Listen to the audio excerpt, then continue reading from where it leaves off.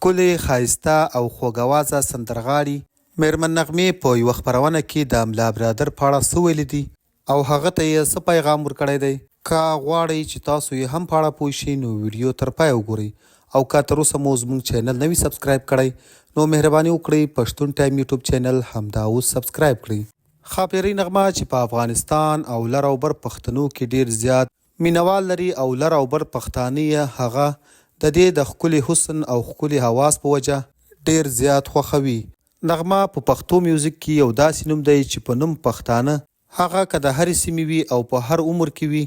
پیژني او علاقه ورسره لري. ښاپیرۍ نغمه څو ورځې مخکې د دري ژبې یوې ټلویزیوني خپرونې ته رادعوت شوې وه او په هغه خپرونه کې د خپرونې کوربه میرمن نغمې ته مختلف قسمه تصویران ښولو چې دا پیژني او د ده په اړه مو څه نظر دی. په دغو تصویرانو کې میرمن نغمې ته د شفیق مرید د زوی یعنی د نغمې د لمسي تصویر وښود، همداسې د شمالي ټلوالې د پخواني قومندان احمد شاه مسعود او نورو سندرغاړو. میرمن نغمې د دغو ټولو تصویرانو په اړه مختلف قسمه نظریې پیش کړې،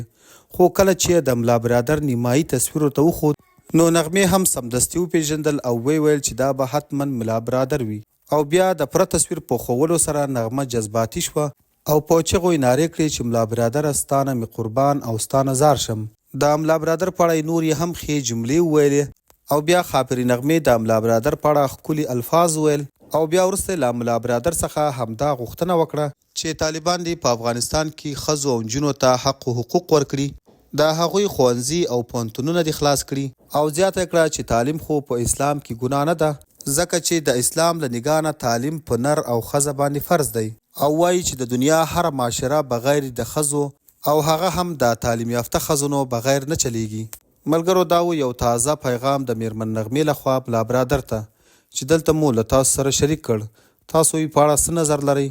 نظر مو را سره په کمنټ کې ضرور شریک